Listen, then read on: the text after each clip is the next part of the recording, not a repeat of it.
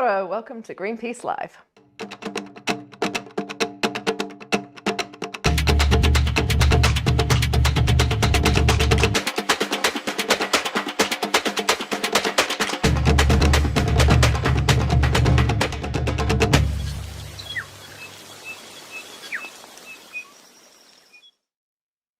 Welcome, and we're live. Welcome to our regular Greenpeace Live show where we talk about the hot environmental issues of the day.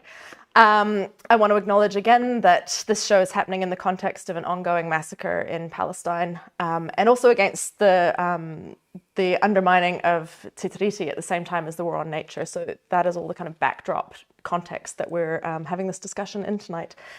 Tonight we're going to be talking about the March for Nature that happened last weekend with over 20,000 people marching down Queen Street. We're going to look at what happened and what it all means and what's to come next. We've got plenty of hot takes on it, and I'm sure you all do too, so please feel free to add your comments and your questions for our guests into the chat, and those will come through to this iPad if I can be trusted to work it. So we'll be able to answer some of your questions as we go, and we've got some space for that at the end, and I really want to thank you all for joining us tonight. To get us started, I'm going to introduce our panelists. We have the wonderful Bianca Ranson, who you might know from the live stream of the March for Nature. Bianca is the Hauraki golf campaigner at Forest and Bird. She's also a Waiheke local board member, and she's part of the Kaiawhina Tamaki Community Care Group. Welcome, Bianca. Lovely to have you. Kia ora. Thanks for having me. Our pleasure. We've also got Simon Oosterman, who is the Greenpeace Head of Actions and Mobilisation. He does have his own Wikipedia entry, so feel free to go and check that out if you dare. He has worked across peace and animal rights and union organising for a long time, and he's also an urban farmer. Helping us behind the camera, we've got Oren, Clay, and Elliot, and Vanessa tonight. So thank you all behind the camera. Much appreciated for all the work that you do. Oh, you can hear those whoops. Cool, let's kick straight in. Bianca, let's talk a little bit about your work. You wear a lot of different hats across a lot of different pieces of work. What's your main focus at the moment? Yeah, I guess I do wear a few different hats, which is my main hat, which is as a wahine Māori from Ngāpuhi and Ngāti Kahu. And yeah, that I care deeply, obviously, about our people and our environment, and that kind of links into lots of different kaupapa. So at the moment, I am with Forest and Bird, so focusing on the Hauraki Gulf. And yeah, so with that mahi at the moment, we're really focused around Kalupa, which is the biggest marine biodiversity threat to Aotearoa. Also, the Hauraki Gulf Protection Bill. I'm also a founding member of Mauri o Te Moana, which is a Māori oceans group. An elected member on the Waiheke local board. I help with the Kaiawhina Tamaki, which is like a community self-defense, community care group. Organising with the Palestine rallies and doing some climate mahi as well in the lead up to COP29. And I'll leave it at that for now. There's a few of the different hats. Yeah. It's amazing, so many hats. Yeah. It's wonderful work. I think the planet is very lucky to have people like you in it. Mm-hmm. Simon, you're Head of Actions at Greenpeace, Actions and Mobilisation. What do you actually do? See, Neve's my boss, so... I want to know, what do you do? Let's do a performance review. Kia ora tātou. The Greenpeace Actions and Mobilisation unit is the bit that makes the bad guys scared. If we don't have warmongers or polluters looking under their bed to check if we're there, we're not doing our job properly. Definitely wouldn't want you under my bed. Terrifying. Well, both of you were pivotal to the March for Nature being such a success over the weekend. So we're going to dig into that. But first, we're going to watch a short clip to give a bit of an overview and a taste for anyone who wasn't at the march. And if you were at the march, this might be a nice little reminder for you. Here we go.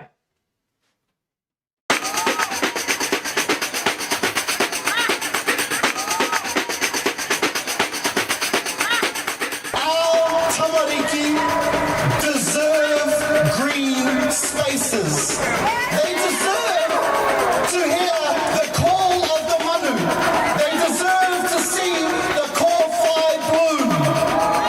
This government is wrenching away the environmental protections that we have spent generations building, and many of you here today have fought for this stuff for decades. We say to this government, you must listen to the voices of the nation, not the dollars of your donors.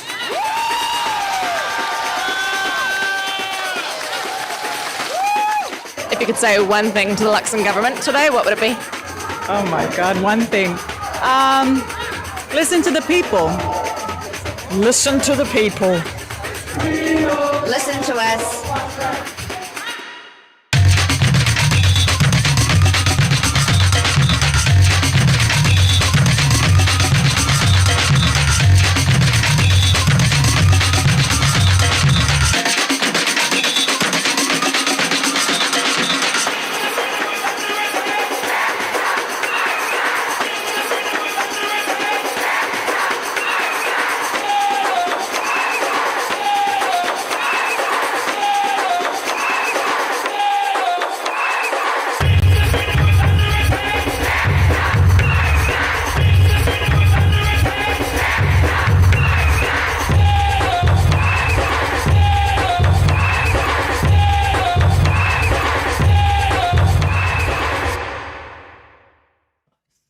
Oh, such a great day.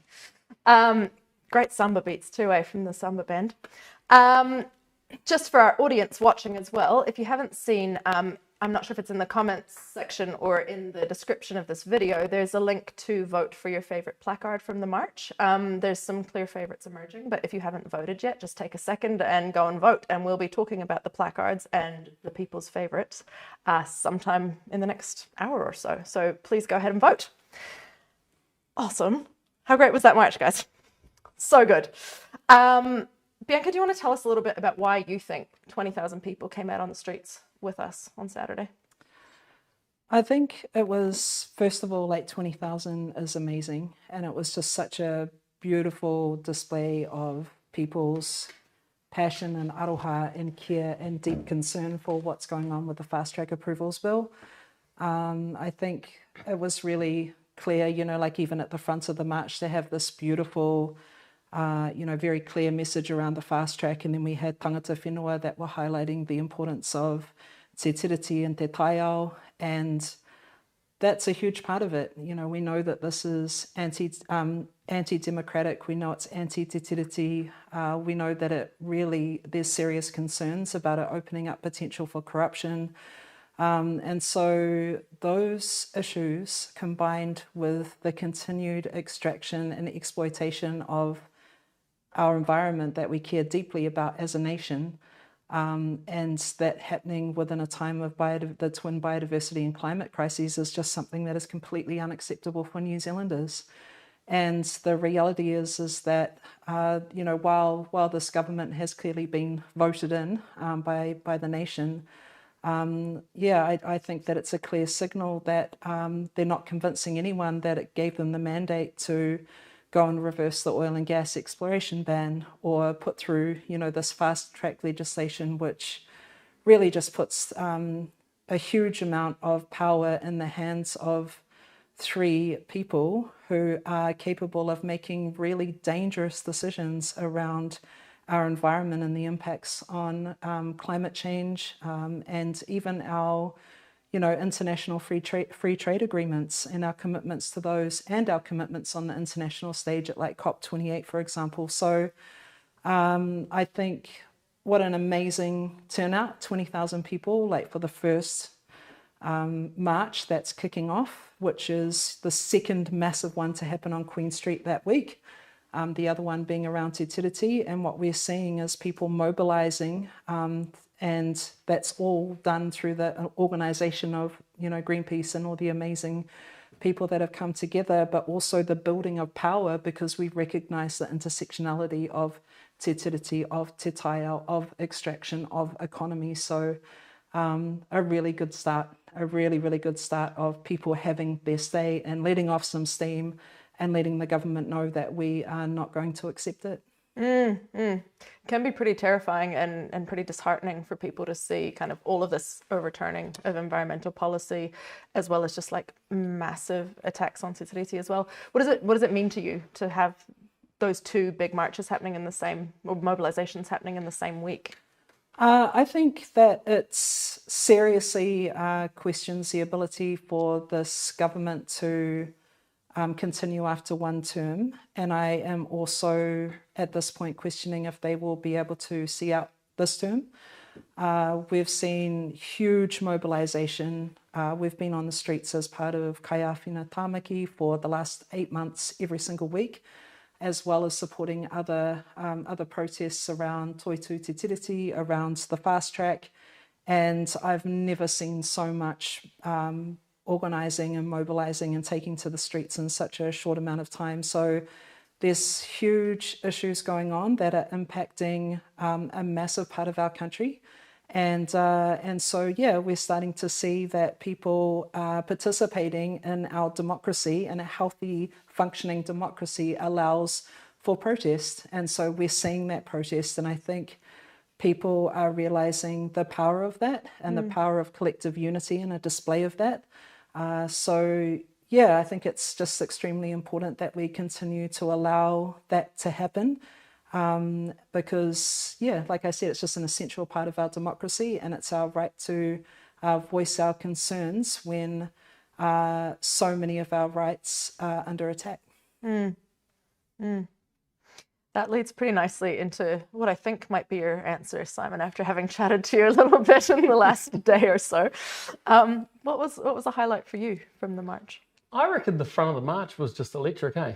Like, Yeah. you know, like there were two groups that were one with two messages that were one, and you said, you know, like it was an opportunity to let off steam. There was a lot of steam to let off, and I think it was pretty steamy up the front. Yeah. Yeah, it was really exciting. And I think not just having the numbers come out, but I think having like the volunteers coming out and being part of the machine and being greater than the sum of our parts, like meeting people who hadn't ever been on a march or hadn't been on a march since Springbok tour, like that's the kind of stuff you want to hear. Like we all know the people that will come out all the time, but when you get people who haven't ever been out before, you know something's different. It was really interesting. I was doing the live stream and walking backwards through the march, and it was really cool because I'm not sure if other people would have got a chance to see how many different blocks of groups representing different issues were there.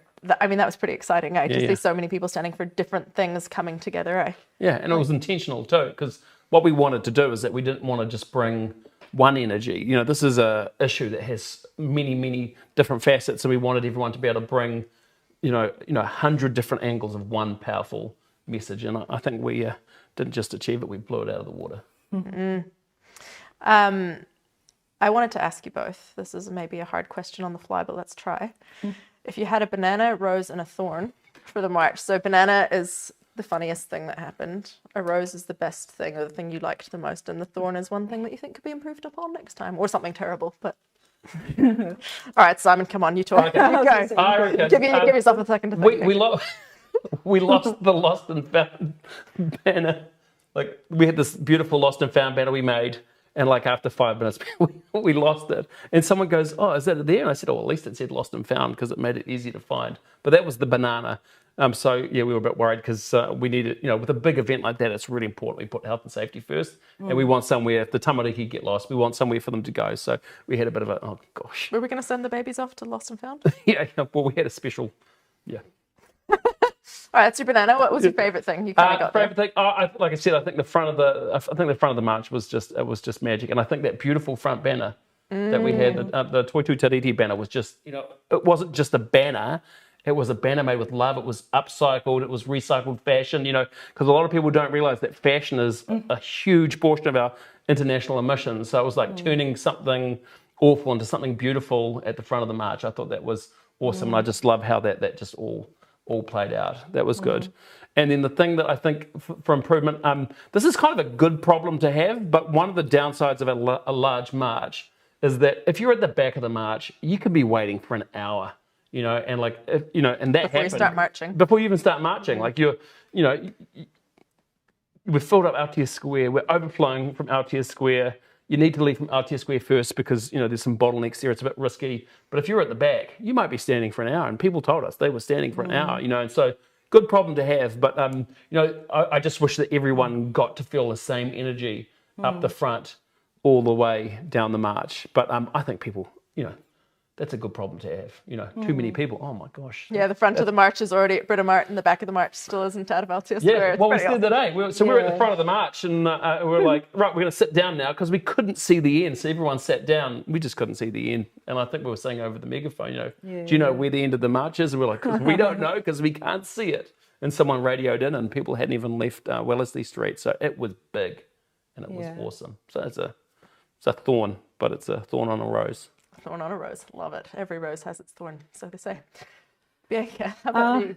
Yeah, I think like with any march, like in my opinion, the thing to improve on is always the numbers. Like 20,000 is incredible, but I think it'd be amazing to have triple that or just to build on it. I think one of the there was just like so many highlights. I think one of the main highlights for me was just seeing all of these different people from different communities and different, passions and reasons for being there, uniting for the reason of, our deep sense of care for a flourishing and thriving environment, and that there was like this real sense that we were the display of like what our national identity is, and our national identity is inextricably linked to te taiao, to te tiriti, to us walking side by side.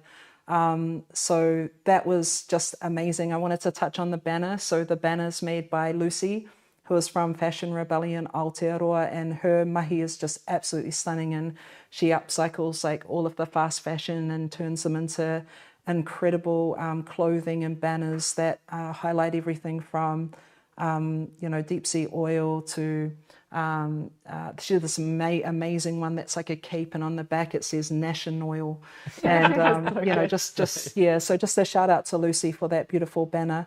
And the other, I'm just going to say one more highlight because I just feel like there were so many.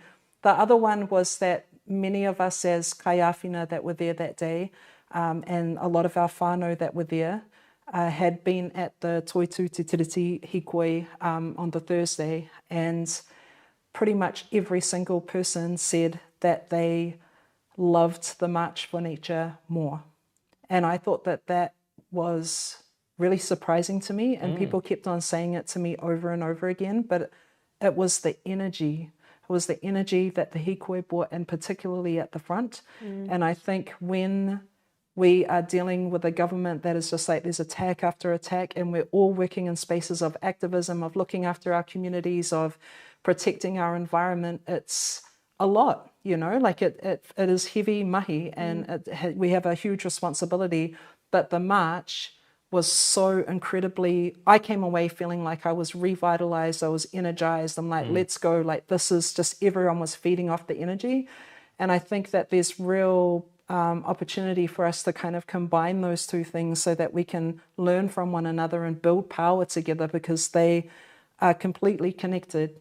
We can't have climate justice, we can't have environmental justice without te tiriti justice. And so I really saw that coming together at the front of the hikoi in terms of everyone walking side by side, and I just thought it was, really, really inspiring and beautiful to see. And I don't know what the banana's supposed to be. Sorry. It's supposed to be something funny. Something funny. Something funny. Something funny that happened. Yes, there was something absolutely hilarious that happened that Simon and I witnessed at the very front of the march. Awesome. Behind the police car. Yeah. And it was someone who, had one or too many drinks and was not a fan of the police, and was doing quite an elaborate dance and not doing anything illegal at the front of the march. And I thought it was really incredible how one of our kaiawhina dealt with that in terms of warning them and saying, it's time to move on. And but it was creating a lot of humour at the front of the rally. So and one of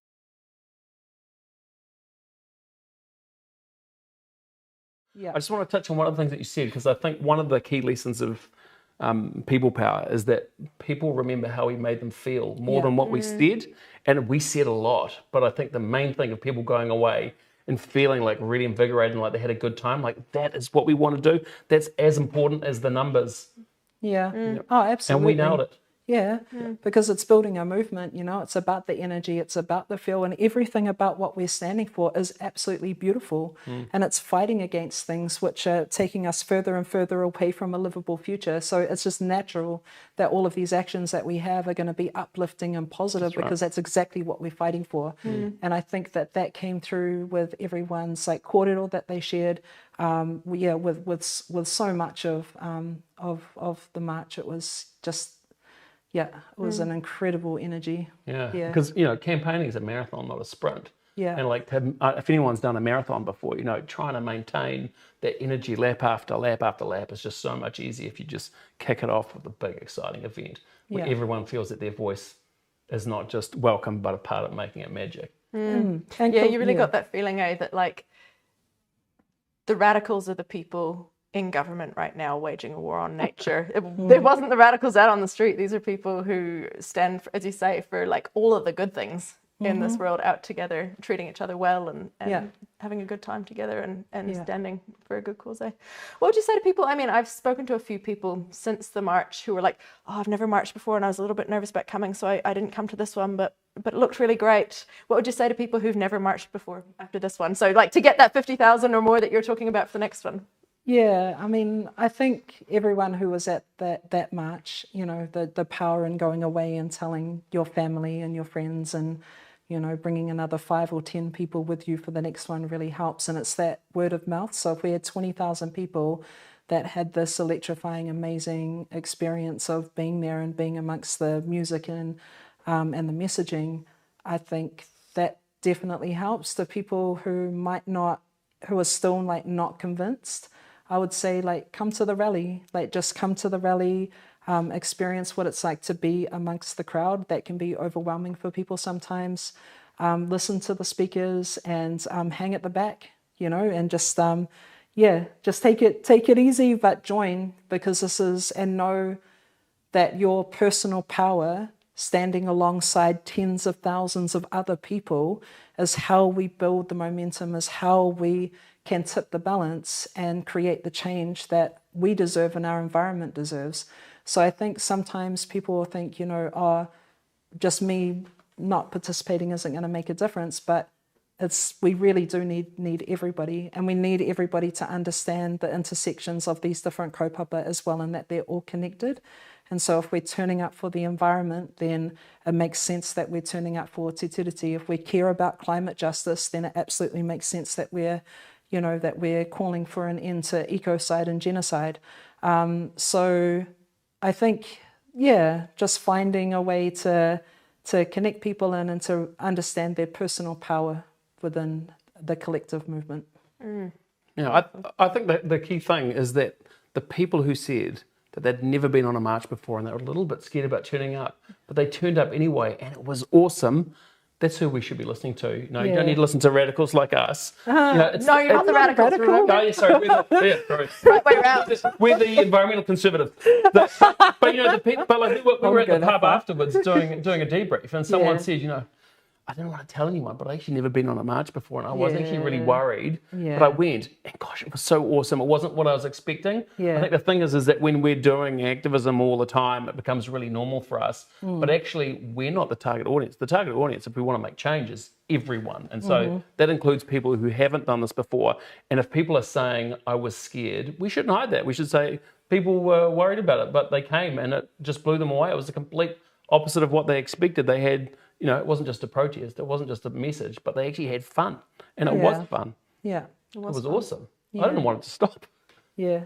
The party at the end was so incredible. It was. It was. With the drumming, we're going to turn to this fella, our darling Prime Minister. What do you think of his response to the marchers? So he's quoted as saying, I'm sorry, I'm not going to apologise for anything. He's a bit of a wrecking ball for the environment. Do you have any response to that? You know, the whole point of taking action is speak truth to power.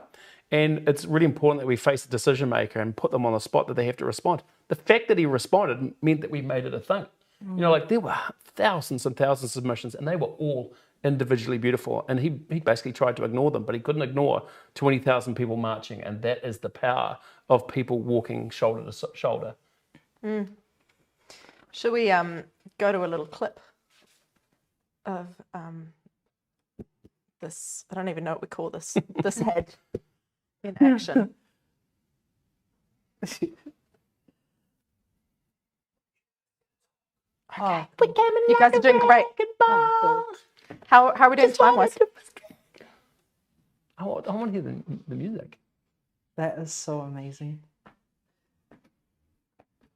Yeah, Nick. Where's Nick gone? Hey, didn't believe me it was a good idea. Smashed it.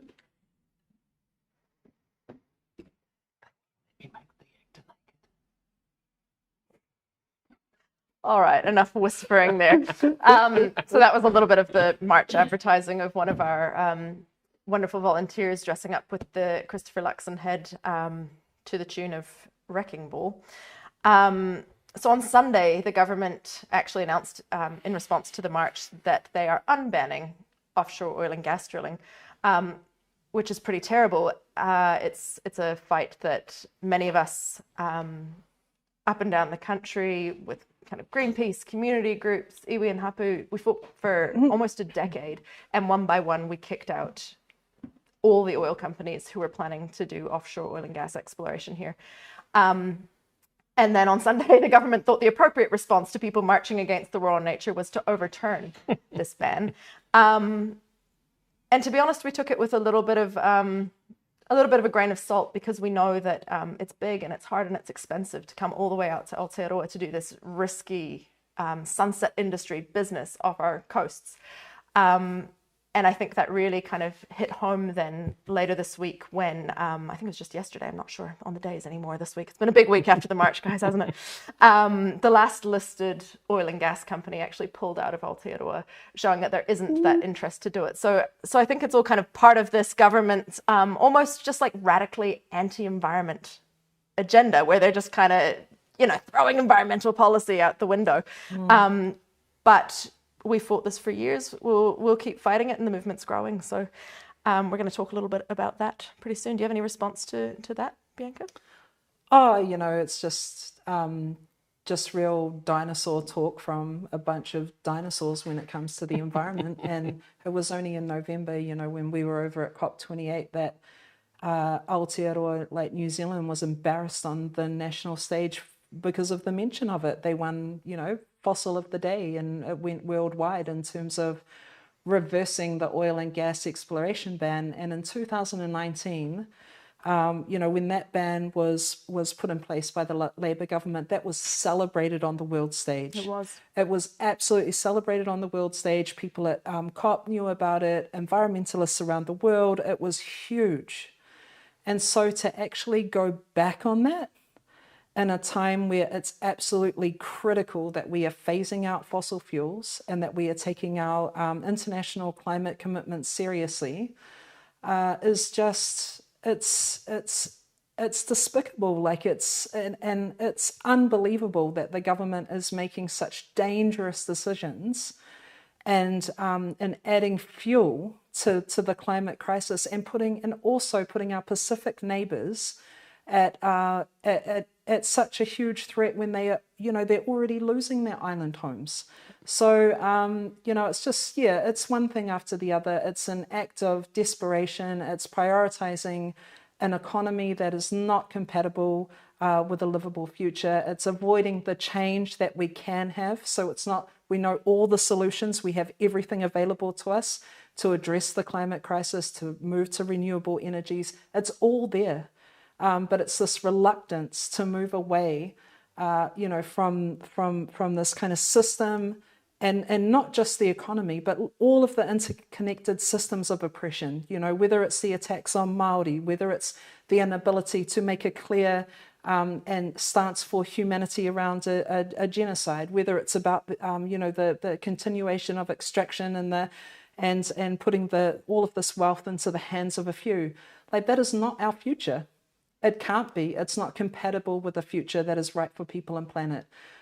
So I think that the message that New Zealanders are seeing and hearing loud and clear is that that this government is not a true representation of our potential as a country to be absolutely back on the world stage and celebrated for our commitments and for the direction of where we're heading for biodiversity, for climate, and for the rights of tangata whenua, of Indigenous people.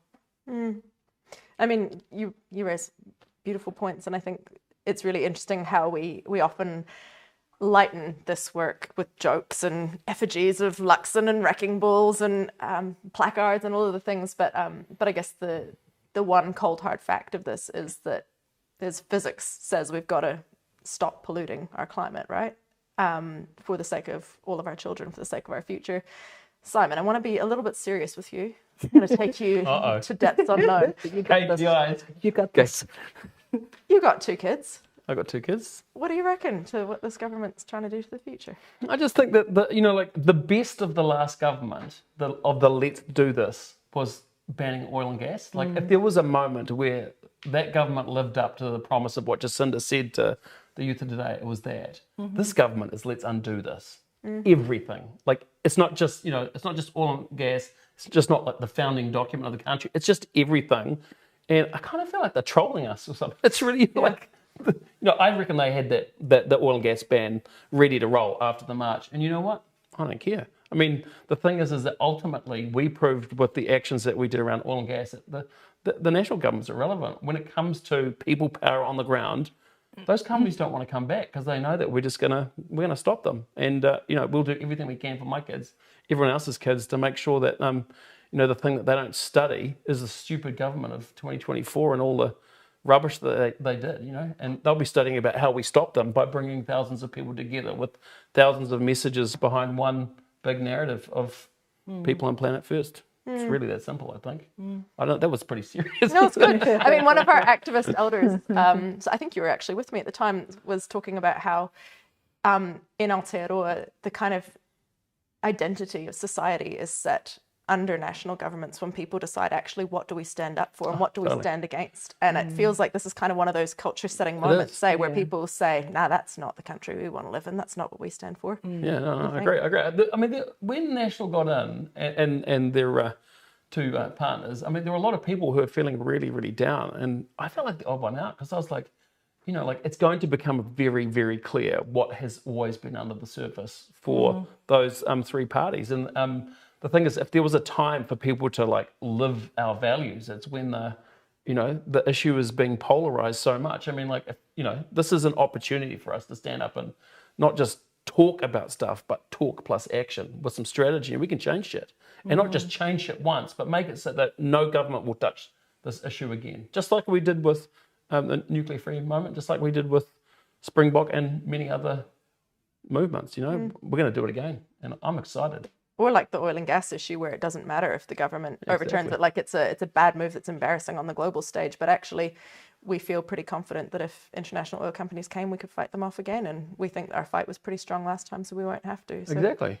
Yeah, it kind of goes beyond government, say. If there are any oil and gas companies watching this, bring it on. We're going to be right there. So I'm going to be under your bed. Ready? And we've got 20,000 people who are ready, and there were thousands of people who couldn't make it, who are desperate for us to run, do the same thing around the country. People are ready. Yeah. And I'll be bringing my kids. Yeah. Do you have anything to add to that? Oh, yeah. I think, Simon, you've raised some really good points. It's always interesting, whether it's the left or the right.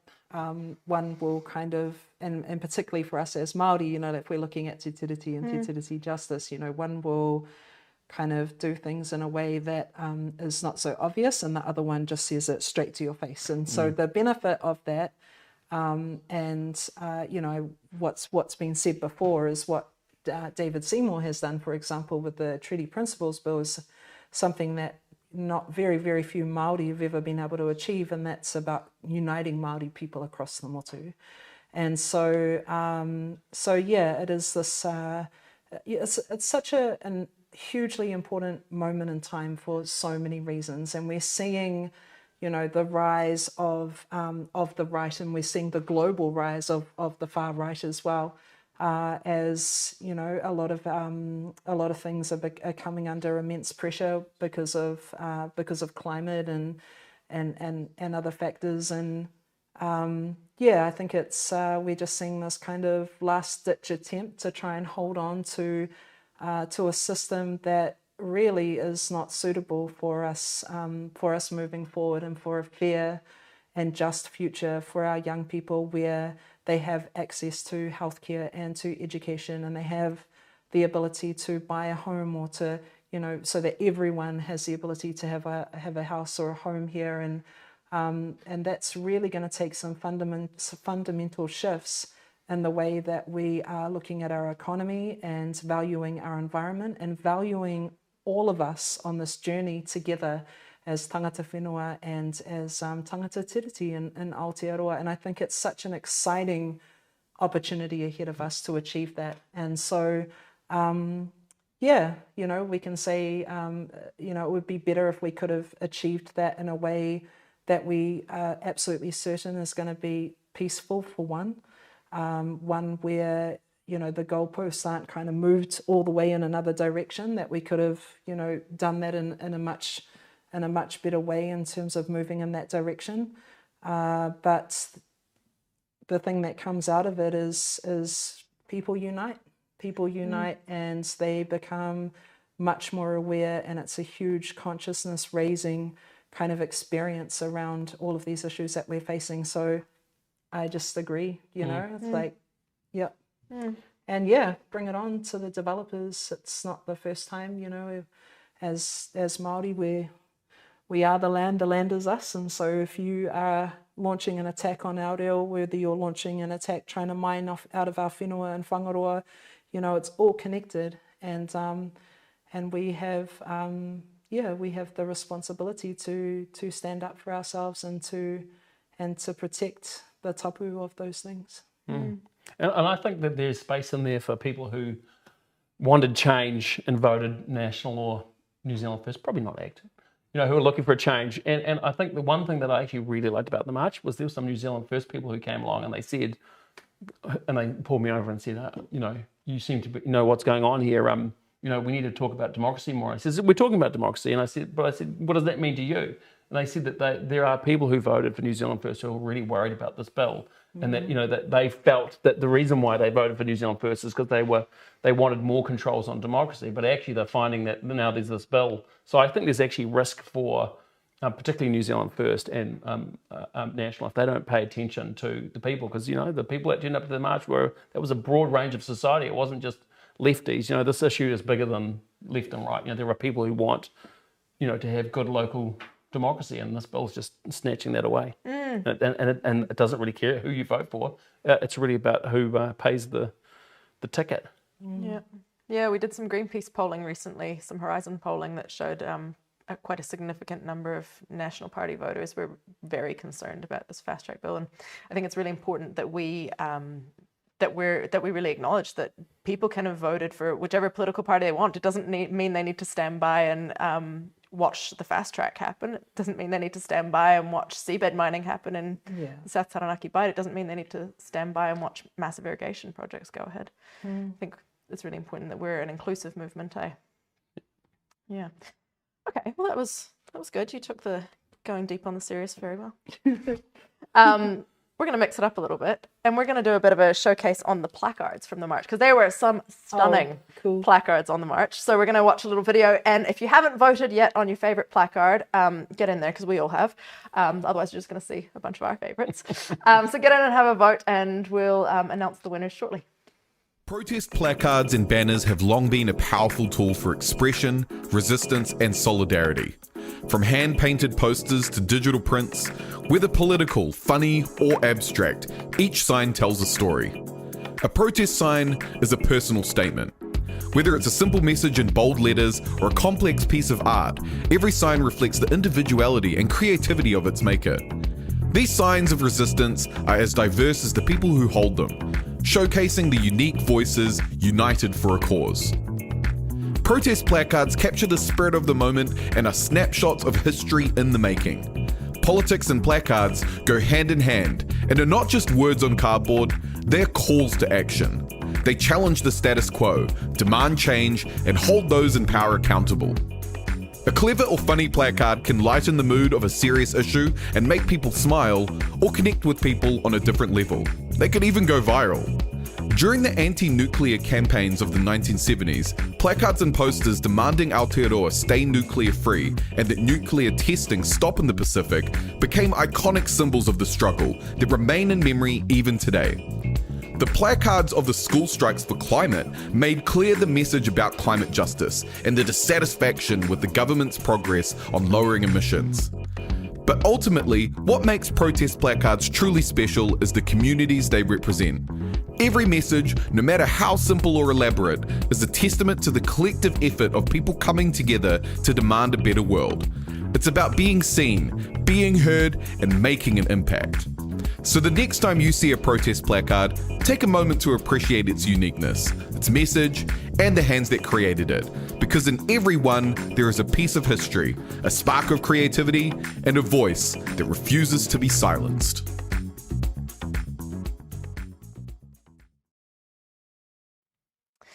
And we are back. We're going to dig in a little bit on behind the scenes in the march and a little bit about activism in Aotearoa. Simon, it's pretty simple to walk in a straight line down Queen Street, although we did have our tiffs about that over the last number of weeks. I'm not going to pretend that didn't happen. Yeah. But it's a huge amount of work, right, to get 20,000 people marching down the street. And your team had kind of five-ish weeks to organise this march from the day we said, yes, we're marching, to the day it happened. What did it take? Tell us a bit about the behind the scenes. Well, what it took was 2 brand new staff members who started pretty much the day that we were planning. And they just grabbed the snorkels that we gave them to jump in the deep end, and we just got straight into it. And so we basically had 4 parts of the march.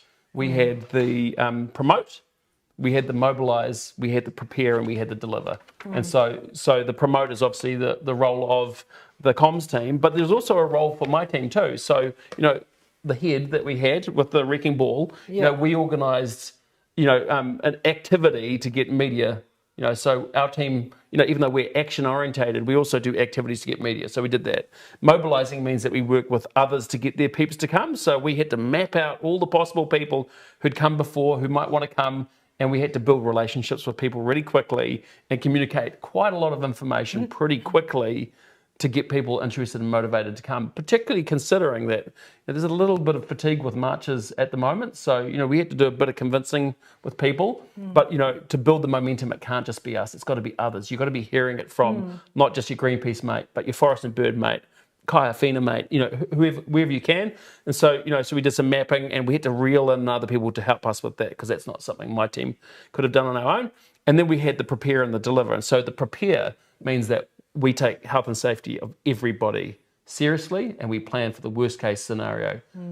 It's never happened. Oh, it's happened once before, but it's generally we've never had a problem. But there's a lot of work that goes into making sure that you've got a safe route. It seems really simple, but actually Aotearoa Square is a very, very problematic space. There are some bottlenecks. You're filling from the front to the back. People want to go to the front. They don't want to walk all the way around the back. But the main entry is this 4.5 metre wide bottleneck. So we had to make sure that we identified all the possible choke points to make sure that we've got people, keeping people go through. And the one thing with the preparation is that people are like water. Like if you stand in front of water, it backs up. You've got to make sure that the route is simple, A to B, and that they fit everyone. It looks good. Everyone has a great time. And then there's the deliver on the day. And so, to have marshals who've never done this before but are really excited to be part of something. What does a marshal do? A marshal is someone who helps people move, or they stand next to them and provide information. They make sure that they're feeling good and safe and feeling like a part of the event. And so, we got hundreds of volunteers that want to participate. You can't just on the day chuck them in the deep end. You've got to prepare them. So part of that preparation is doing training with people. We took some people to the Palestine March so they could get a feel for what it's like in the real. Because, doing chanting with 3 people who are excited, versus doing chanting with 400 people who've never been on a march before and it's quiet. It's totally different. So, we took them down to the Palestine rally. There's a whole bunch of things that we had to do to prepare. And then on the day, we didn't just say we're going to stand in the centre. We had a stage, we had music, we had first aid crew, Tamaki Street Medics, chirp. We had kaiawhina, we had some farmers that turned up with food. There's all sorts of things that will happen on the day that you plan for and things that you don't. And we just want to make sure that we want to make sure that someone who turns up, it's really simple. You turn up, you stand there with your placard, you have a great time, you know what to put on your placard. If you didn't make one, we've got some spares that we brought along or some banners, and it's just real simple. You have a great time and you march. And but the planning there's only so much you can plan for a march.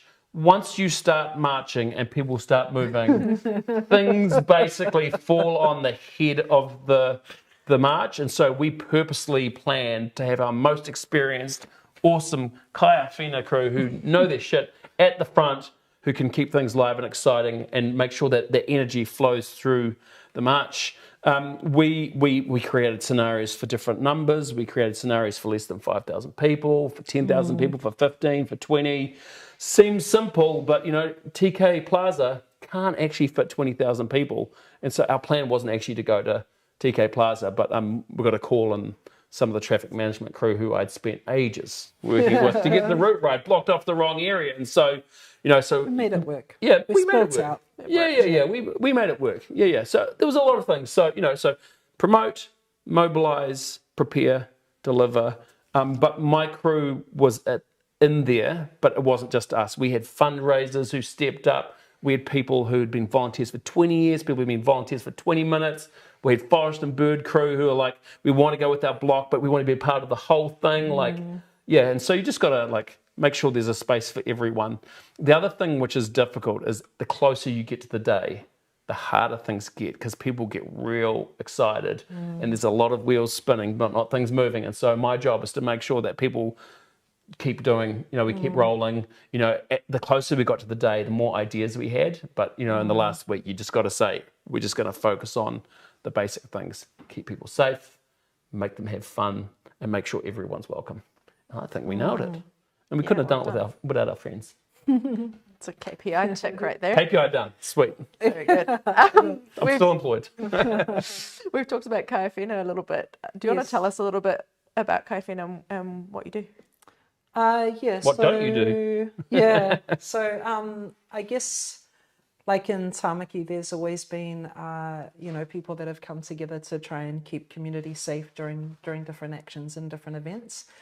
And when the first Palestine rally happened after October the 7th, a group of us, just kind of mobilised and went down to Aotearoa Square, including those from the Tamaki Street Medics and friends, those of us that were friends and kind of knew each other through marshalling, and we all had different coloured vests and all different pink and orange and it was just this amazing turnout of people who came together to try and keep those rallies and those protests safe. And I think after that first week, it became immediately clear that we were going to have to organise a lot more because of the kinds of people that were turning up to agitate and who were seen as being quite dangerous to this community that was experiencing a huge amount of grief and all these different things going on. So that's really what it kind of came out of in terms of the creation of Kaiawhina Tamaki and becoming organised with our vests and Lucy again coming through with the Tino Rangatiratanga flag on the back of our vests and the writing, and then we got given a whole bunch of radios, and then we were offered training. We've had trainings here at Greenpeace. We've worked with the Māori wardens, and so it's this beautiful, amazing group of people who have come together for community care to keep our community safe. And every single week for the last 8 months, Kaiawhina have been on the ground to support the Palestinian community and everyone else who was turning up for these rallies, and they've been from rallies and marches from 10,000 to just a few hundred people. It can kind of vary from week to week. And dealing with de-escalation of some incredibly full-on experiences and people who have shown up to cause trouble. And it's just incredible. I'm really just blown away by the people who are a part of it, and also the understanding of and the importance of intersectionality. So we have supported the climate strikes, we have supported our Pride, we have been at the March for Nature, and all of the learning that comes along with that as well. There was another event recently supporting the Kanak people, and around what's happening in New Caledonia, and making the connection there, and developing an understanding of how that's connected to us as Indigenous people here. But the members of Kaiawhina are they're from all different parts of our, wider Auckland community, and come together every week just to keep our community safe. And we're continuing to grow and to learn, but felt very confident at the front of the March for Nature, just because of all of that experience. So we were ready. We even knew who to expect in terms of the agitators. So it was good. Such an awesome thing. Hey, I just want to come back to, you talked about Kaiawhina kind of coming to life at the beginning of the Palestine rallies here in Tamaki. We had a couple of people on the day of the march asking about, what are you doing mixing up the issues of environment and Te Tiriti and Palestine, and people a little bit confused Bianca? about why those things were all kind of coming to the surface together. And maybe some people watching tonight might have the same question. What do you have to say to them about that?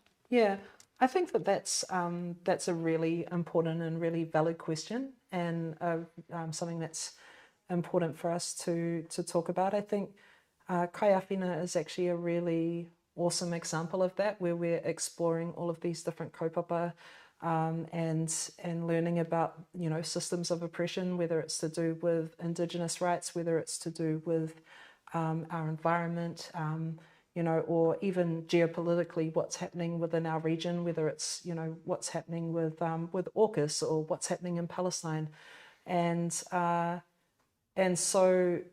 as Māori, as tangata whenua, we know that the protection of te taiao is completely linked into what our ancestors secured for us through the treaty. And actually, as Forest and Bird, some of our most successful wins for protecting areas have been won, where Forest and Bird has really supported hapu in the protection of their rohe, and that is directly connected to Te Tiriti. So I think it's really important that we have more opportunities to understand the importance of us seeing those completely connected, and the Fast Track Approvals Bill actually highlights it. It's anti-Te Tiriti, right? Why is that? Because that then allows for the continued extraction and exploitation and encapsulation of wealth for the few, which has really been the history of what we have experienced now, since for over 180 years. So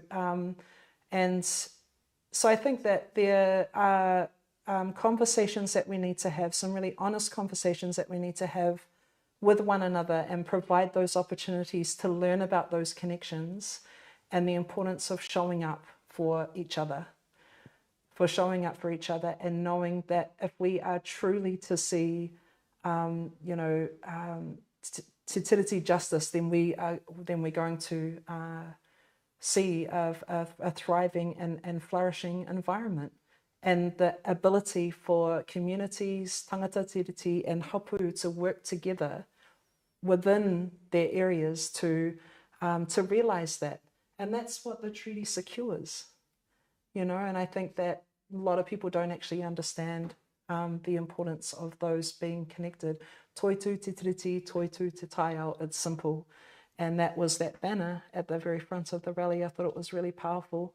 In terms of Palestine, that's another kōrero that is a good one. I'll try and keep it, it's hard to keep it short when it comes to Palestine, but I just want to also mention the event that happened with Professor Mason that was co-hosted by Greenpeace the week leading up to the rally. And that was with Russell Norman and Professor Mason from Palestine, who is a professor on biodiversity and climate. And that kōrero was absolutely incredible, you know, like to hear about Palestine, the hundreds and thousands of fig trees and olive trees that have been just absolutely bulldozed and pine trees planted in their place, how they've diverted their waterways in Palestine to prevent water from going down to Palestinian people. That has completely changed the ecology of the area, to the flooding of the tunnels, throughout Gaza that have been flooded with seawater and have absolutely destroyed every single aquifer within the whenua. So, you know, we know that ecocide is and has been taking place in Palestine, but then there's also, you know, we need to be looking at militarization. You know, the amount of money that our government and certainly the US government are putting into, that they're putting into military spending, just a fraction of that would address so much of our issues around climate and biodiversity. And so when we look at the issue of Palestine, and 1,500 of us turned out at COP28 in Dubai to protest about the direct link between there is no human rights without justice for Palestine. There is no climate justice without justice for Palestine. Palestine is the tip of the spear of colonialism, settler colonial violence and imperialism, which really, if we're to get honest, are the root causes of the climate crisis that we're experiencing. And so, yes, it's our responsibility to look after our own backyard. Yes, it's our responsibility to speak up for ourselves as tangata whenua, for our environment, collectively for us to do that, to value our whenua and to value each other. But we also have a responsibility as people on the same planet to address one of the core key issues that is going on, not only in terms of a genocide playing out in real time in front of us on our devices, but also that this is the tip of the spear of the climate crisis. And so the fast track approvals bill, climate, it's all connected. And so it comes back again to systems of oppression, and the continuation of what we're seeing here in Aotearoa is making it clear as day, particularly to our rangatahi, to our young people, how this is all connected. And I think if we can collectively get there as a nation, I think that we're going to, that we can create some incredibly powerful and positive change for people who are struggling to put food on the table, for people who are struggling to buy their first home. We need to really be looking at our responsibilities to each other, to te taiao, and making things accessible for all people in Aotearoa. And that's only going to be possible as well if we have some understanding of how these things are interconnected and related, and how incredible. You know, what a beautiful thing to see people whose families are experiencing a genocide turn up. Mm-hmm. Yep. You know, to see tangata whenua walking side by side with everyone else, you know, for nature. I just think it's such a display of how beautiful we are as a country to make those connections and to proudly stand side by side to highlight the issues and the importance of knowing how they're connected. Yeah. I just want to give you a standing ovation. Yeah. And before that, glorious. I can say, like, honestly, as one of the key people for running the march, if you enjoyed the march and you had a good time, that was made possible because of Palestinian activists stepping up at the last minute and making it awesome. And, you know, the thing about solidarity is standing shoulder to shoulder. We don't necessarily always understand or even necessarily agree, but the power of solidarity is that we just stand next to each other. And I felt really proud to be standing next to you and standing next to the Palestine crew. Like, they made it magical. Just want to say one other thing. What you said about Kaya Whenua was amazing, but I actually think it's actually even more amazing than you've said. Like, I've been doing activism for 25 years. I think the single best development in the broader activist scene is your crew. Because, it's not just about fighting the fight because it's important. We actually have to build organisation to be able to make transformational change over time. That's what you guys are doing. And I was so proud to have you guys at the front of the march. It was awesome. I know someone came and go, oh, it's so great that you've got us at the front. Yes, no, it's the privilege is all of ours. The only other thing I should say is no one should be surprised about having an anti-war and an environmental message together. It is called Greenpeace. It's on the t-shirt. It says Greenpeace. It's simple, right? Yeah. And it's just like such a huge part of Greenpeace. Yeah. You know, like all that mahi that Susie Newborn did, one of the first people involved or the creators of Greenpeace. It's always been an anti-war movement. That's right. You know, it's just as, there was a flotilla for that one that happened for Ukraine. Of course, this is anti-war. So I think that we shouldn't be viewing those things differently. I think we need to understand the place of them geopolitically, but we also need to understand the importance of being very, very clear that we want to maintain a position of peace down here in the Pacific, and we do not want to compromise everything that's been hard fought for in terms of a nuclear-free and independent Pacific, which is also something, that they're looking at the moment. And it's just as simple as what you said, anti-war.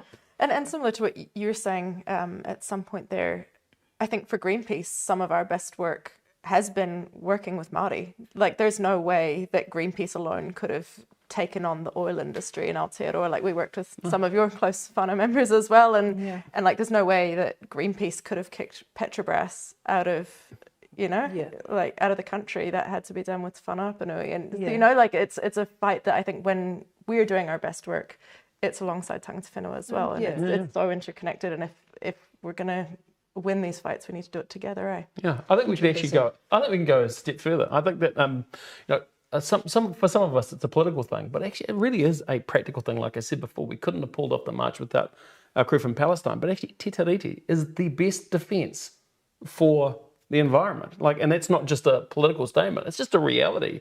If you care about the environment and you don't have the broader analysis, or you disagree, one thing I think we can all agree on is te tiriti. It just creates this bottom line that we can all hold together, and that's the I think that's the beauty of tangata tiriti is like it's more than just people.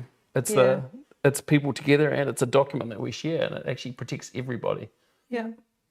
A lot of those chants, mana motuhake, tino rangatiratanga, what beautiful things to be sharing and to be saying together as all those thousands of people at the march. And if we're talking about a true realization of those things and the expression of mana motuhake within different rohe, and just how incredible that will be for te taio, how incredible that will be for communities, how incredible that will be in terms of collective participation in decision making, and a fair and balanced ability to access kai, to access housing, thriving and flourishing environments. I think we're not quite there, obviously, like in terms of our deep understanding of what that means. I think that there still is potentially some fear. And I think that, the current kind of political climate is trying to whip that up.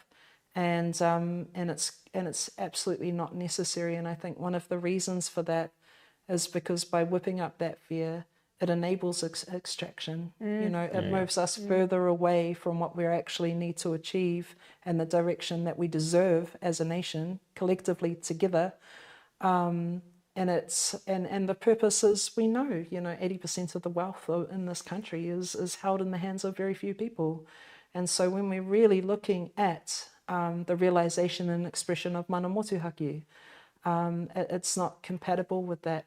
And we need New Zealanders to know, people of Aotearoa, that they have more in common with the fight for te tiriti than they ever will with the few wealthy people in this country. They have more in common with that and the protection and care of our environment than they ever will with continuing to maintain a system that enables the encapsulation of wealth into the hands of the few. People voted because they're struggling with the cost of living. They had very valid reasons for making decisions, as everyone does, around what they vote for. They might have voted for tax cuts, But what's happening now is that people are realizing that those things haven't actually eventuated, and now we're ending up with all of these other things that we're gonna, that we're leaving for generations to come. So Except for landlords, I think. except for landlords, landlords are like awesome, and that's it's just not our future. So we need to we've got work to do, but we of course we do. We've got some real work to do, and I think that all of us here are committed to doing that and to increasing the awareness and the interconnectedness of things. But we know what to do now, though. If they whip up fear, we're just going to call up AK Samba. And we're going to drown it out. All the props here. And those drummers, though, they were like, wow, They were so incredible. They were great. We almost needed 2 samba bands because the march was so long. We Yeah, needed one there and one at the far end. We need them like down the center of the whole entire march. Just in a straight line. Yeah, with like coordinated chances. There's so much more organizing to do. So much more work. You both said beautiful things. Sometimes you have to put the beautiful things you want to say onto a placard. Yeah.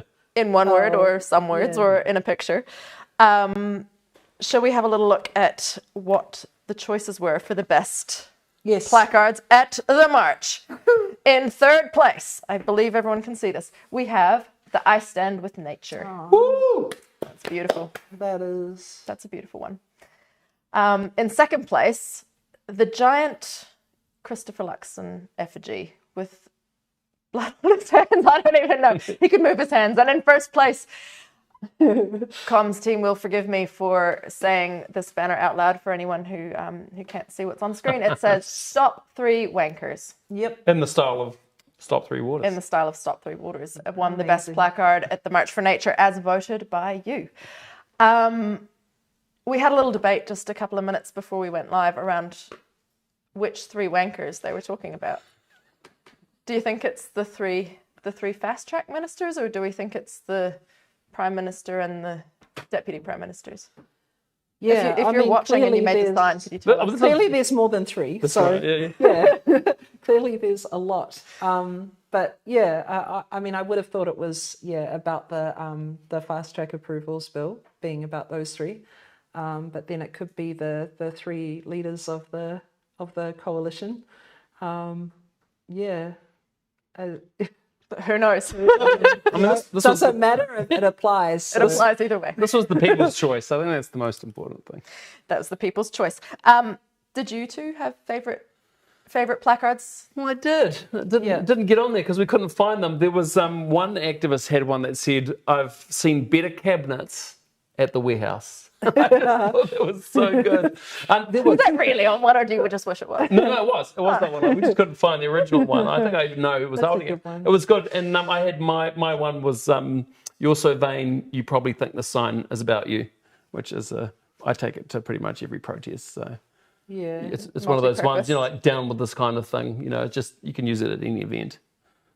Yeah, my mate Koro from Waihuki, he had a pretty cool one. It was just said "Fast Track to Hell" with a whole lot of flames, and then there was the one that said "Don't undermine the Coromandel." Yeah, I like that one. I thought that was really good. Yeah. And I saw some. I saw this guy. He had like he was like he was wearing this one around his neck, and it said "Green Neck." Oh, that one is cute. I saw that one.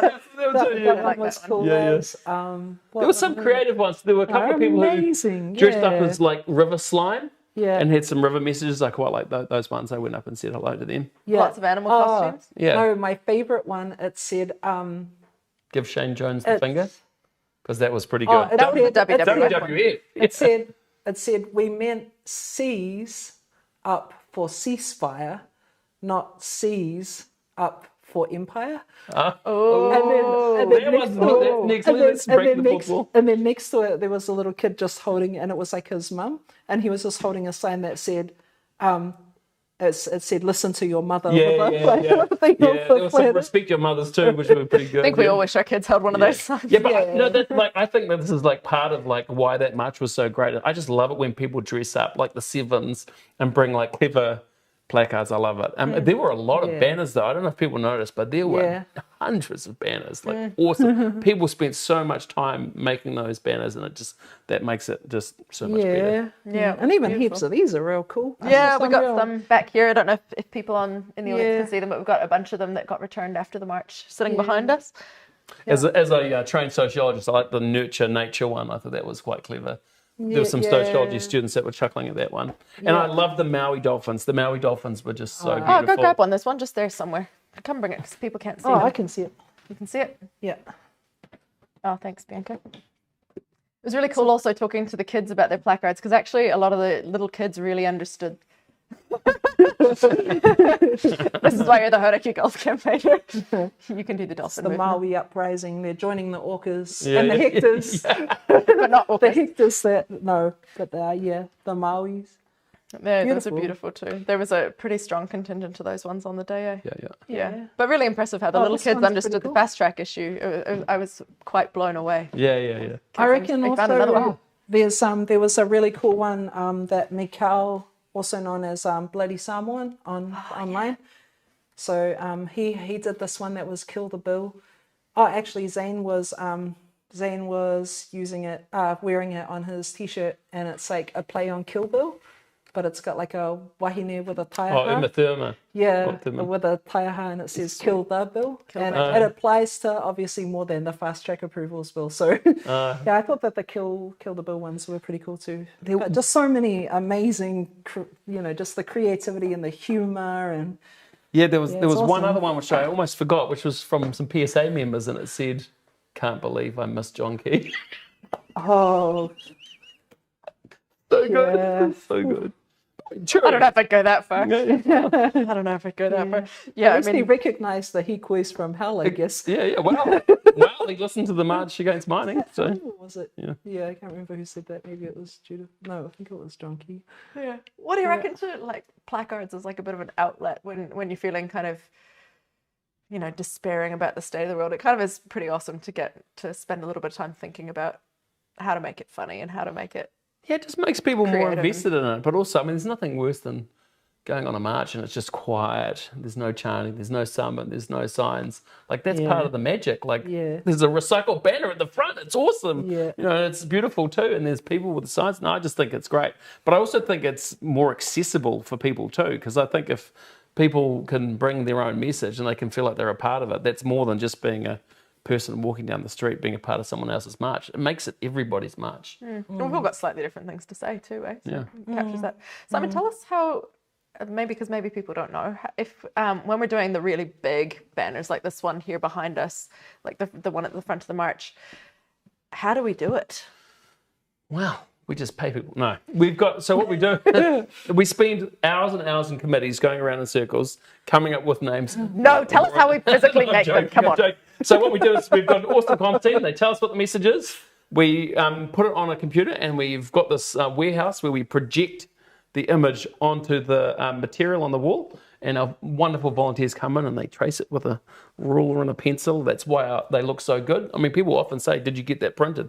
They're not printed. They're just projected, hand stenciled with a ruler, and then we just paint them out, and it's just heaps of fun. And making a banner together is just such an awesome thing because you're busy making the banner, but actually it's the connections with the other people who you talk to while you're making the banner. And so everyone sees the banner, but for the people who made it, it's actually a memory of having these early conversations around their political journey. It's beautiful. Yeah. And dozens of people came in to paint. Have you seen the one that like Sen's kind of oversaw with so we've had a massive campaign in the Hauraki Gulf around banning bottom trawling. By the way, really important issue that's going to be coming up again in Parliament. But that banner. Oh, the floating banner. The floating banner, that was huge. Next level. Like huge. The work that went into that, it was a huge banner that was floating out in the Hauraki Gulf that just said ban bottom trawling. We had to have a drone up in order to catch the shots of it, with all the kayaks and the boats around it. But yeah, like this is a lot of mahi, but I just was like, yeah, And shout out to Suns again. The other banner that comes to mind when you say that is The nitrogen one? the one around Giant. the cancer fertilizer banner that was taken to the Kapuni fertilizer factory. Yeah. Around banning synthetic nitrogen fertilizer, and I think that was like 50 meters Whoa. Yeah.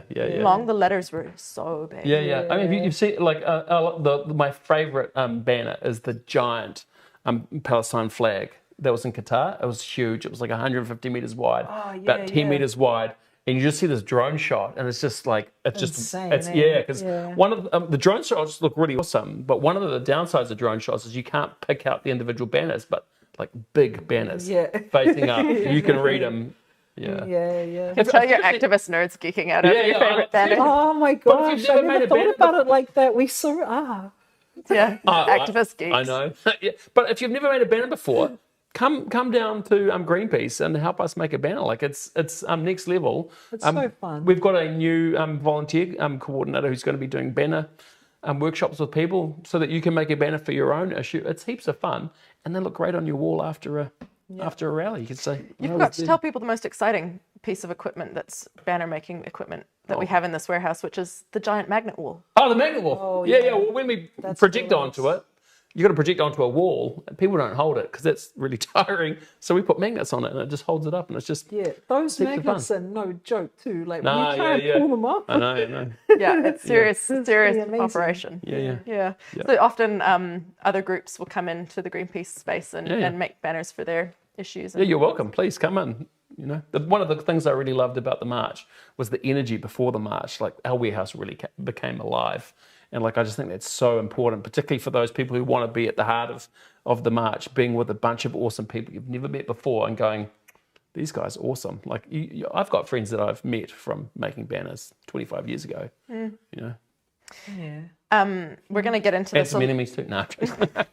All the besties. We're going to talk about this a little bit more about what's coming next in a second. But just while we're on banners, Simon, if someone potentially is wanting to start a campaign against a project that might potentially be fast-tracked in their community or something like that, and they want to start making some banners and placards, how could they get in touch to come and use the space? Good question. I'm not actually sure. No, that's online. You can contact us through the Greenpeace website. We've got a wonderful website wizard who's put all the contact details in. If you want to get in touch, just go to greenpeace.org and you'll get in touch with us and we can set it up. Any time's fine. You know, none of us really sleep. And we just bring our kids in if it's on the weekend. So like the space is here to be used. Please come and use it. Even if it's not an issue that we're campaigning on, we're welcome for that space to be used. Yeah, as long as it's in line with the COPA parts. Yeah, as long as it's not non-violent and Neve signed it off. That's how you get me in trouble. Yeah, it is. Okay, let's talk a little bit before we close about what's happening next. So we've done this massive march. Some people have had a bit of a sleep, some haven't yet. We're all moving on to the next thing. What is the sleep thing? Bianca, what's coming next for you in terms of the fight against the fast track and the war on nature? So I think that it's really good to just continue to build on the momentum that's been created around the march. And obviously there's going to be different stages. There's been a submission phase, and there's going to be, going to the next reading and so on. So I think it's really important to continue to build up public awareness and opportunities for people to come together and oppose it. And then one of the key things around that is probably remembering the power of the campaigns that you've already mentioned, whether that was with Te Whānau Apanui or, in Taranaki, around just because these companies get these permits to come into our rohe and to our communities and into our environment, to extract and to exploit for their own kind of capital gain, that doesn't mean that they're actually physically going to be able to do those things. And there's been a clear example of that happening here in Aotearoa, and I think that sends a warning sign to potential investors or potential companies that want to come and do exploration or whatever it is, whatever the fast track project is, and by continuing to provide opportunities for people to come together, it just builds up that awareness, it builds up community, it builds up to campaigns that may eventually end up taking off in different areas. That's awesome. Simon, I know your work is often top secret.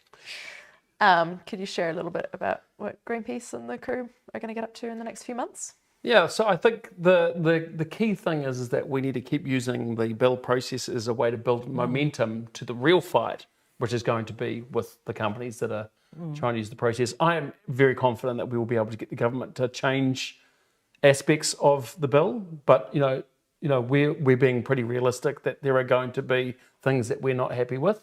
To quote Amanda Larson, we oppose this bill in its entirety. We do. We want it to be completely gone, but we have to be ready to have battles on the ground with those companies that are going to try to use the legislation to achieve what they want, and we're going to do everything we can to stop them from pulling out survey pegs to petitions to lobbying. But mainly, we're going to get on the ground and we're going to stop them. Take away their social license to do that work. And as I said at the start, my team's job is to make sure that warmongers and greedy corporates are scared, and that's what we're going to do. And you can all be a part of that. Yeah, that's awesome. And we've also got our Greenpeace community platform, where if you're running a campaign or you'd like to start running a campaign against a particular fast track project or any other kind of environmental or justice related issue, you can get in touch with our Greenpeace community team, led by Elliot, who's sitting here behind the camera right now.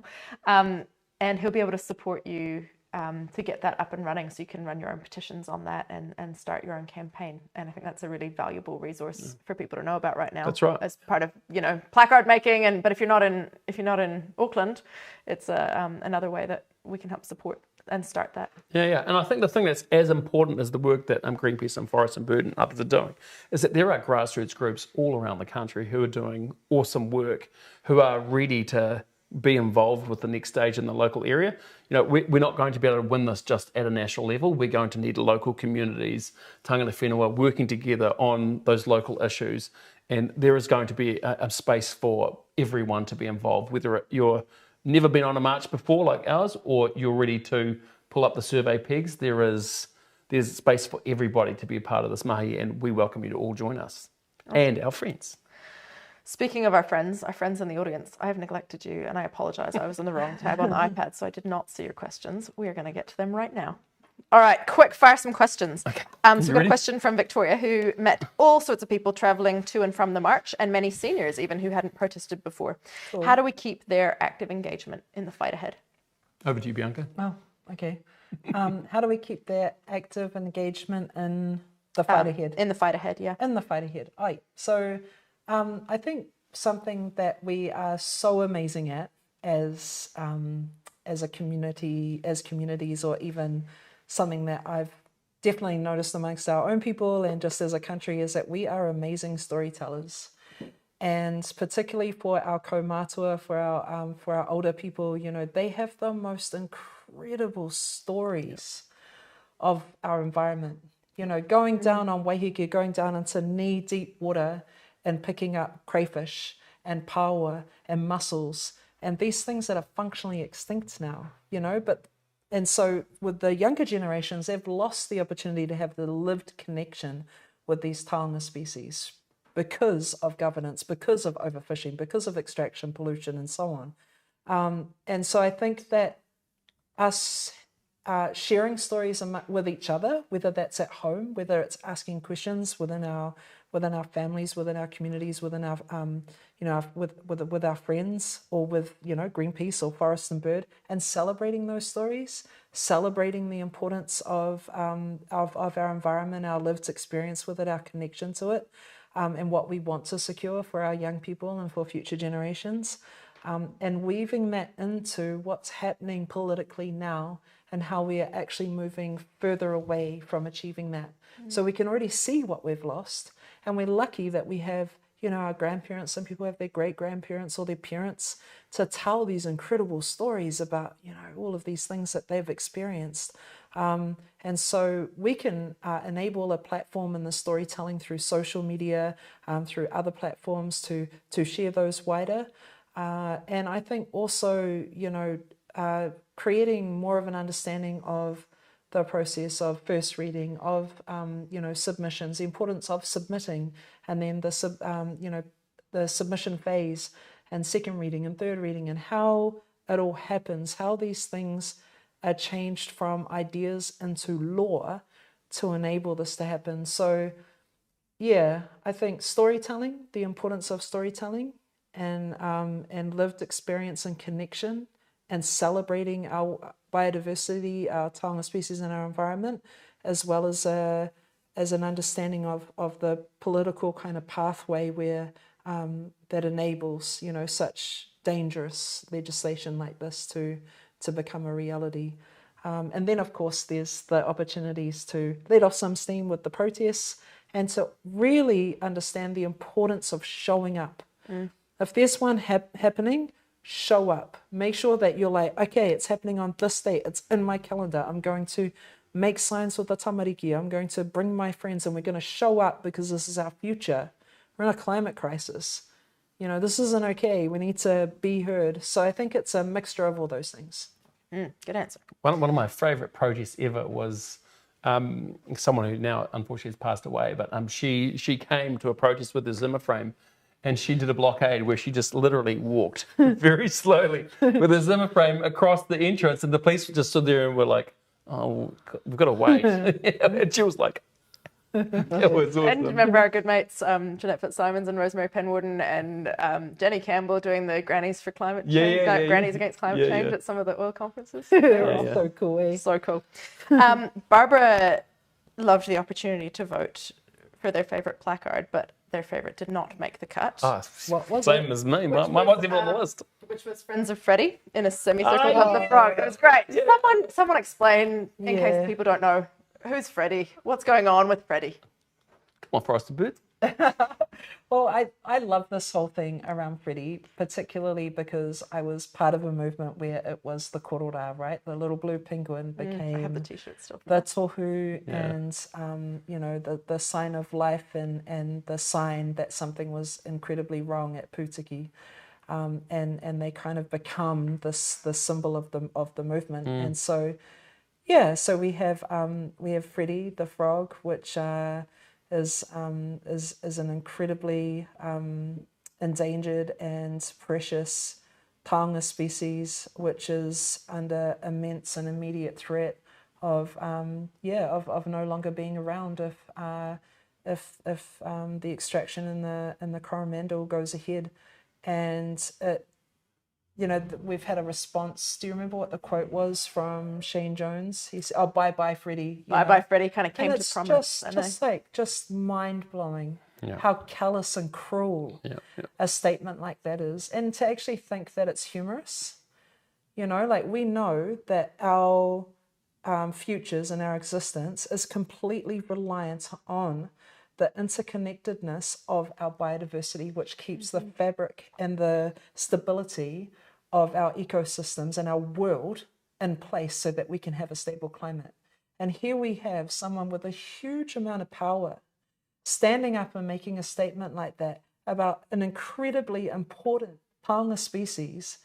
And it's just like, oh, well, if it's got to go, it's got to go. And it's just climate, it's cooked climate, chaotic, and quite frankly, unhinged talk that our young people are hearing. We don't want our kids to be thinking like that about, important biodiversity. We want them to be understanding them and loving them and seeing them as part of our community, literally that our whole existence is interconnected with. So that's the bye Freddie statement, and that's Freddie the frog.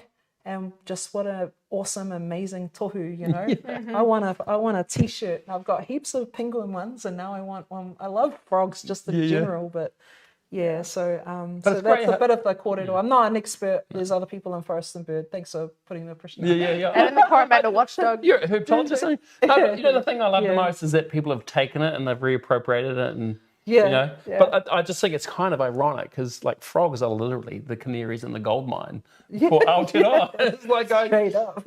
Yeah. yeah. You reminded me just when you were speaking, Bianca, about another sign I saw at the protest that said "We are all ready," and that's kind Yeah, of that's speaking to great. that Yeah, yeah. interconnectedness. Well, that's eh? it, right? Yeah. Yeah. It's like, yeah, it's just deeply concerning how flippant and how dangerous some of the talk is, and they think that they're being funny, and they're not.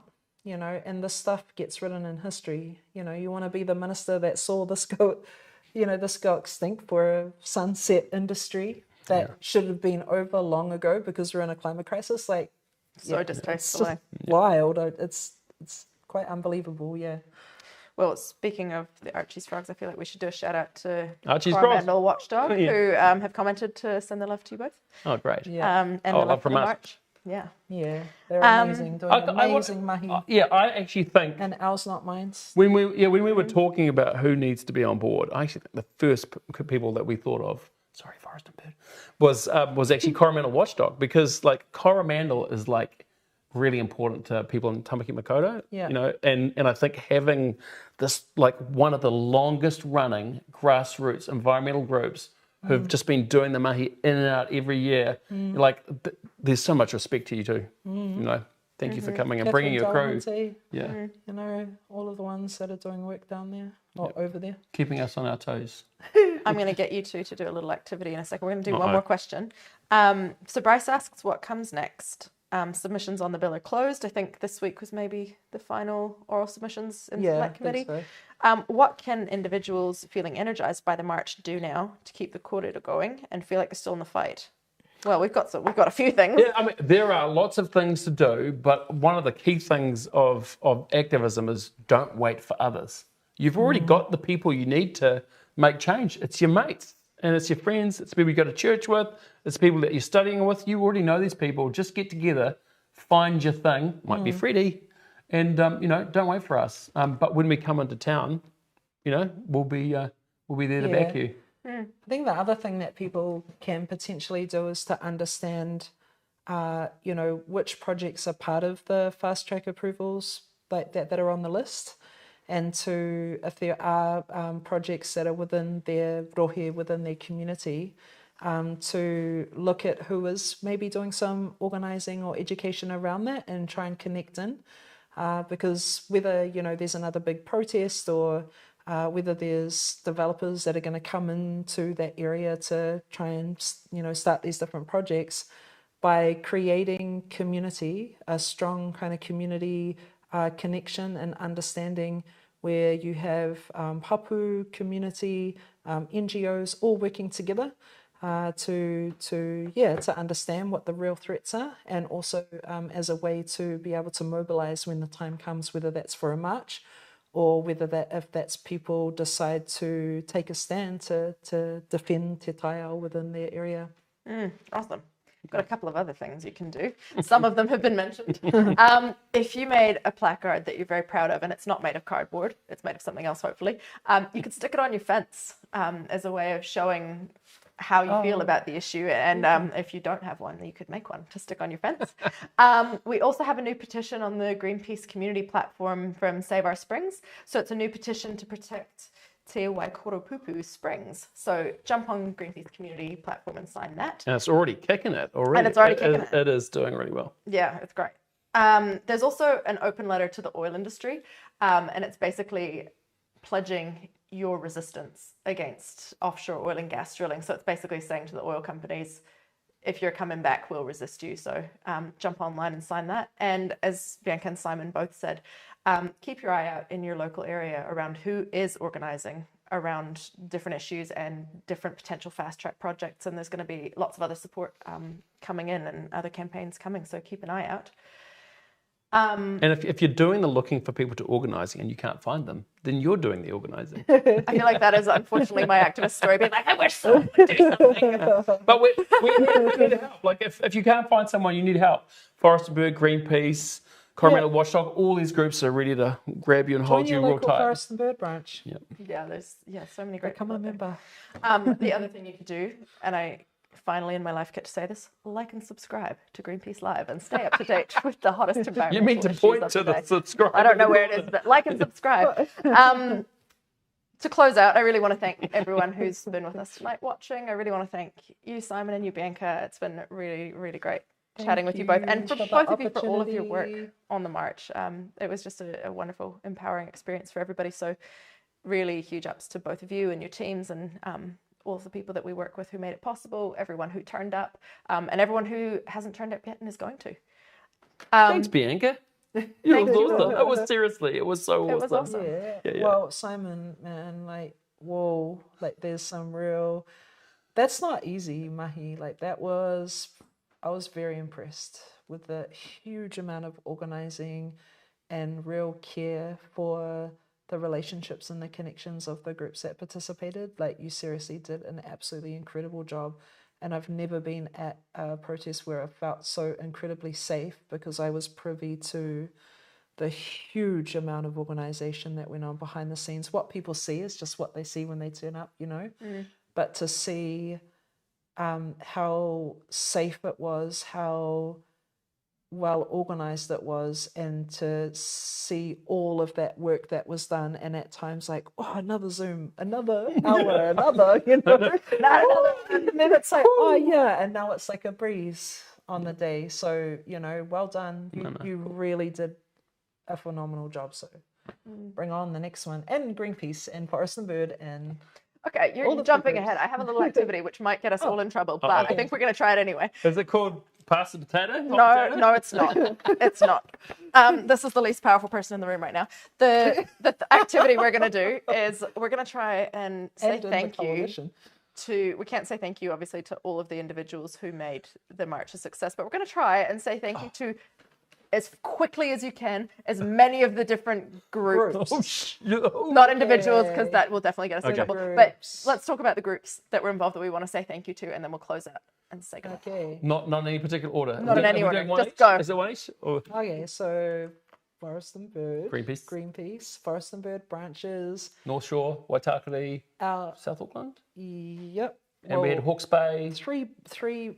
You know, there was a whole lot of them that came over from the Coromandel. I think 3 busloads. Ours Not Mines, Coromandel Watchdog, Extinction Rebellion. My Hapu, Whangaroa, Yeah. Ngāti Kahiki, Sweet. Whangaroa, that came all the way from the north down for the hikoi. We're on the front line because mining mogul Clive Palmer has exploratory permits over Aotearoa to mine for lithium and all minerals. Please, everybody, keep that in the back of your mind. The athletes groups were cool. Protect Putiki. Yeah, we had Extinction Rebellion, we had Restore Passenger Rail, Climate Justice, Aotearoa, Taranaki Climate Justice. Naomi. No, yeah, they were awesome. They were so, they were great. Yeah, they were awesome. We had the Hauraki Water Crew. 350 Aotearoa. 350 Aotearoa. Yeah. We had the Lentil Intervention, best name ever. We had All Aboard. Oh my gosh, I'm so tired. There's so many. This is a mean exercise. There are also, with PSA, NZEI, Unite Union, First Union. Oh gosh, who else did we have? I feel like there's a huge list of heaps of organisations. Chasm. How did you forget Chasm? And we had one of the main core groups. Coal Action Network. Yeah. Some of my favourite groups that I know were travelling up is the Climate Justice group from Taranaki. You did, yeah. So they're just doing amazing mahi in all different areas. And then also there was a climate wānanga that was up at Hauraki, at the marae at Hauraki, that happened the week in the lead up to the hikoi. And so there was a group of rangatahi that were leading the front line of the hikoi that were Ngāti Whātua, mana whenua. They were from other hapu from throughout the motu. And I just thought that it was beautiful and absolutely appropriate to have them on the front line there with that beautiful banner. So I just want to, mahi to all of our whanaunga and all of the tangata whenua that were there, you know, to stand for te taiao and everything else. But yeah, like heaps of groups. Oh, I feel really Manarako. Tamaki Street Medics, Kaya Fina, I heard they came. A few of them came along. Yeah, Palestine Collective, Palestinian Youth Aotearoa, Palestine Bridges on Bed, Solidarity Network Association. All right, this is getting ridiculous. There's so many people to thank. So many awesome people. So many groups. And these are all the people that we're all going to be organising with for the foreseeable to... Waiheke Resources Trust, Waiheke Sustainability Centre. Animals Aotearoa, Safe. Yep. Direct Action, Animal Direct Action. There's so many groups. Nurses Union. Actually, Nurses Union, they sent out like a message to like 20,000 people. Thank you, Nurses Union. But there were, the thing that was awesome is that like we had this list of like, I don't know, 40, 50 groups who were on board. Yeah. But I just like kept on going, oh, look, it's the Maui and Hector's Dolphin Defenders. Like, there were just so many groups that just turned up. Oh, the regenerative farmers. Yes, yeah, thanks for that. They were so cool. That soup was delicious. There with their overalls. Kalmana Gardens, the Marirua Mara. I can't remember all the other, but all these urban farms provided kai to the workers and Forest and Bird Branch. I heard the Forest and Bird Branch ate the most soup. Oh, true. Yeah. No, awesome. That's awesome. That's probably because they were exhausted from all of their, all of the work leading up to this. marching. Hey, but the couple of bus drivers came and were like, I didn't really think this would be my thing, but they were like chanting along dancing at up the front with the drummers. Oh, those are the buses that brought people up from Coromandel and Hamilton. Yeah. Cool. AK Samba and friends, thank you so much. That was just so awesome. Generation Zero, all the way from Whakatū, from Nelson. Yeah. Wow. I saw Nate there. He'd come all the way There was some other Forest and Birders that came all the way from the South Island. I saw They travelled from all over. Yeah, and the people who organised marches and rallies in other parts of the country as well, right? Yeah. School Strike for Climate, Fridays for Future, Tamaki. Yeah, and I think all the influencers, all the actors, like Actors Equity, thank you so much for sending your crew. That was just awesome. I saw some people I haven't seen on TV for years, and they were like, right. I don't know if they'd appreciate you saying that. Yeah. Oh no, because I've gone overseas. I don't watch TV. Oh, sorry. Just to clarify, I don't watch TV anymore. He doesn't watch I don't watch it. Not because I'm on not doing it. Yeah. Nice save. Yeah. All right, this is getting silly. We're done. Thank you so much for joining us on Greenpeace Live tonight. Thank you both. See you all in a couple of weeks. Thank you. Thank you so much. The Luxon government's fast-track bill is at the centre of their war on nature. It will destroy the existing protections for freshwater, forests, oceans, and wildlife, while ignoring the concerns of local communities and tānata whenua. Greenpeace is directly challenging the government at every turn. Greenpeace opposes the bill in its entirety and mobilising the movement to fight back. We won't back down. Stand with us to protect nature. Keep us in action. Donate to Greenpeace now.